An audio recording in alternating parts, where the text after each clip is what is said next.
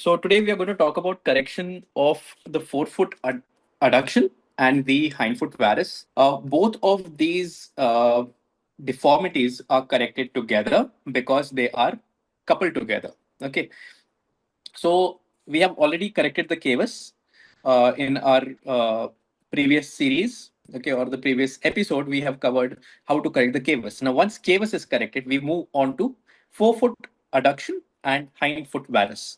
We also continue to correct the cavus, but not to a very severe degree. Okay, so we try to maintain the supination, but never pronate the foot.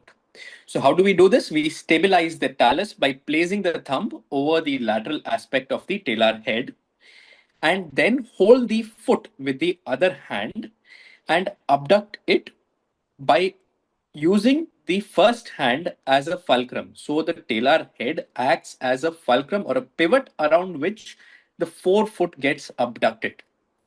Okay, then we have to hold this position while an assistant puts on the plaster, and then we mold according to the crevices or the arches of the foot.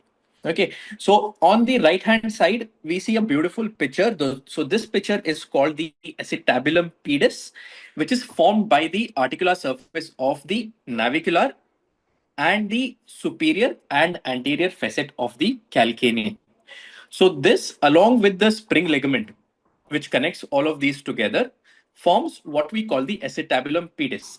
And it is around this acetabulum pedis that the talar head rotates. So whatever was more medial gets rotated laterally.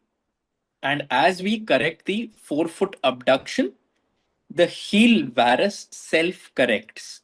So this particular concept is called kinematic coupling. That means when we do one movement, another movement simultaneously occurs, correcting both the forefoot adduction as well as hindfoot varus. Okay, so here we have the Pirani score. So the medial foot crease, we see nothing there. So that's 0. The lateral aspect, so there is lateral curvature of the foot again is 0.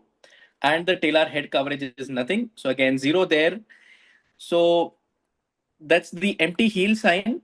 Rigid equinus, we see it's not going into dorsiflexion. So that's one empty heel sign. Nothing was palpable. The heel was much higher. And as we see, the posterior crease is deep as well. Okay, so we have 3 as a hindfoot score and 1 as the midfoot score. So there is a little bit of talar head uncovered. Of course, that's a palpatory feel. We'll not be able to see that on the video. So what do?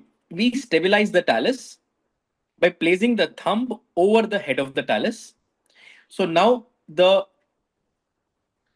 talar head is just anterior to the lateral malleolus. Okay, if we go inferior to the lateral malleolus, we reach at the calcaneocuboid joint. We don't do that. Okay, once we stabilize the talar head with the thumb, then we hold the foot with the other hand. Okay, keep the foot supinated and gradually abduct the forefoot. Okay, now once we do this, once we reach the end of the abduction, we can then remove our hand from the thumb from the talar head and move upwards so that the plaster can be applied. Okay, now in this particular video, I have continuously manipulated, but at the end of every manipulation, you're supposed to hold the correction. Hold the correction for about 30 seconds to 40 seconds with gentle pressure. Then you release and then you repeat it again. So for soft idiopathic clubfoot, you can do this 2 to 3 times. And by the third time, the foot is soft enough so that you do not have to hold this particular correction under a lot of pressure. Now remember, if you're using a lot of pressure, the child is going to cry. So once the child is fed, burped, and made to sleep, all of this should be pain-free. Okay. So this is the third cast which was applied. So we have about 30 degrees of abduction here. We can see all the 5 toes. Now remember, the 5 toes have to be seen throughout all the plasters, because if the toes are going on missing, that means the plaster has become loose and the fit the foot is going inward. So this will lead to a deformity called the squash foot. Again, all of these are iatrogenic deformities which we do not want to face. Now, we also need to keep them open so that the parents can see the circulation of the foot, the capillary refilling time, and also to see if there is any severe pressure which is being created at any of the crevices. Okay, so we gradually abduct the forefoot. We may have one plaster, the second plaster, which is the neutral plaster at 0 degrees of abduction. Then we may have plaster at gradual increments of 20 degrees, 40 degrees, and then 60 degrees. And if it's a soft foot, maybe only two plasters, one at 30 degrees and then one at 60 degrees. Once we reach the abduction of 60 degrees, then this child is ready for a tendo Achilles tenotomy if the midfoot contracture score is 0. Okay, so to summarize, the clubfoot correction is based on kinematic coupling of the midfoot and the hindfoot around the talar head. So by fixing the talus and abducting the foot, the calcaneus and the navicular, they together form the acetabulum pedis. Okay, and they rotate as a single unit around the talus. So the single maneuver of abducting the forefoot simultaneously corrects the forefoot adduction as well as the hindfoot varus, because the midfoot abduction and the hindfoot eversion are mechanically coupled or kinematically coupled.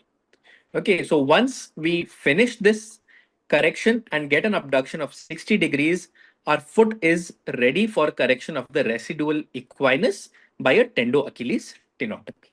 Okay, so that's the same thing. The keywords are kinematic coupling of the forefoot and the hindfoot, and the rotation of the talar head within the acetabulum pedis, which simultaneously corrects the forefoot adduction and hindfoot varus. So that's it about clubfoot correction of forefoot adduction and hindfoot varus.